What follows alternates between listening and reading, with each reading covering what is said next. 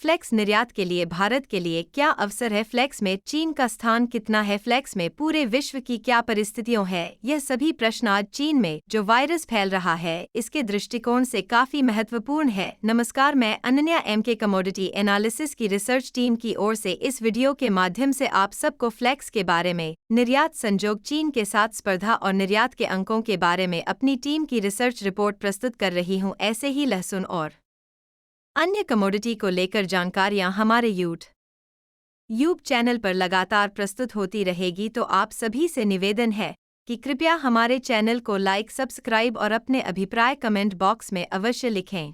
Research data का विश्लेषण करें तो पता चलता है कि चीन हर साल डिहाइड्रेशन में करीब 3 लाख टन डिहाइड्रेशन फ्लेक्स और पाउडर के रूप में डिहाइड्रेशन का निर्यात करता है, जिसका प्रमुख खरीदार अमेरिका है। तो हालचाल करीबन 50,000 टन माल इंपोर्ट करता है। पूरे विश्व में सबसे मेजर हिस्सा डिहाइड्रेशन प्रोडक्शन के निर्यात का चीन के पास है, इसलिए चीन डिहाइड्रेशन प्रोडक्ट में अपनी मोनोपोली मार्केट बने हुए हैं। उसके सामने चैलेंज के रूप में स्पेन और भारत अपनी पूरी ताकत से मार्केट का हिस्सा धीरे धीरे अपनी ओर खींच रही है। स्पेन के पास रो गली का इतना बड़ा स्टॉक होना मुश्किल है कि डिहाइड्रेशन फैक्ट्री चल सके, इसलिए स्पेन डिहाइड्रेशन मार्केट में अपनी कोई पकड़ नहीं बन पा रहा है। इसके सामने भारत के पास काफी उज्ज्वल संजोग बनते जा रहे हैं। इसके प्रमुख 2 कारण हैं। एक, भारत में रो गार्लिक अवेलेबल हो जाता है और दूसरा, डिहाइड्रेशन में जो स्वाद और सुगंध में तीखापन चाहिए वह भारत के लहसुन में बड़ी अच्छी मात्रा में पाया जाता है। इसलिए gulf country Indonesia, Thailand, Malaysia जैसी कंट्री के मार्केट भारत को आकर्षित कर रहे हैं। अमेरिका में भी पिछले टैरिफ के तनाव के चलते डिहाइड्रेशन की भारत की ओर घूमती दिख रही है।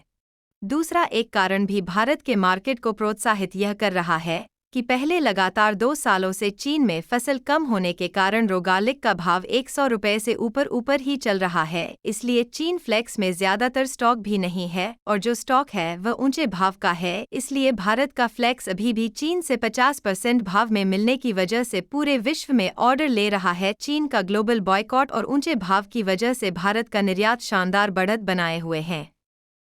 सालाना 5,000 टन के निर्यात से शुरू हुआ यह कारोबार आज करीब हर साल 35,000 टन तक एक्सपोर्ट करने लगा है।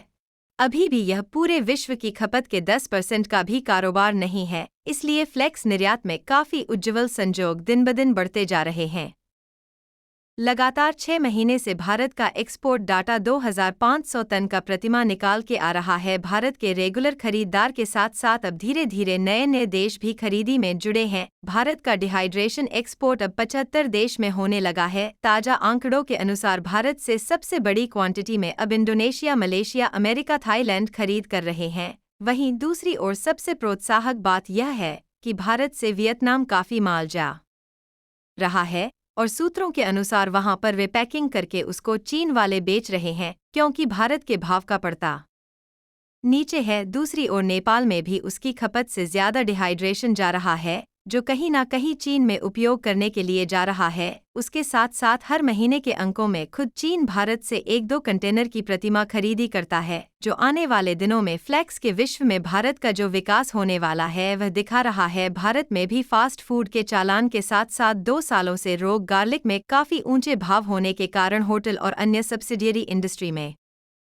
फ्लेक्स और पाउडर का चालान काफी हो चुका है। करीबन जितना हर महीने एक्सपोर्ट होता है उतनी ही मात्रा में डोमेस्टिक खपत भी होने लगी है। कुल मिला के हमारी टीम के रिसर्च एनालिसिस में पता चलता है कि आने वाले सालों में भारत के डिहाइड्रेशन को एक नई ऊंचाई मिलेगी। साथ साथ हाल ही में भारत में कम स्टॉक होने की वजह से और निर्यात ऑर्डर ज्यादा पेंडिंग होने की वजह से एक अच्छा उछाल हमारी टीम उम्मीद कर रही है। फ्लेक्स, लहसुन और हर कमोडिटी में हमारे चैनल में आपको रिसर्च एनालिसिस डाटा मिल जाएगा, इसलिए आप सभी से निवेदन है कि हमारे चैनल को सब्सक्राइब करें, शेयर करें और फॉलो करें। धन्यवाद।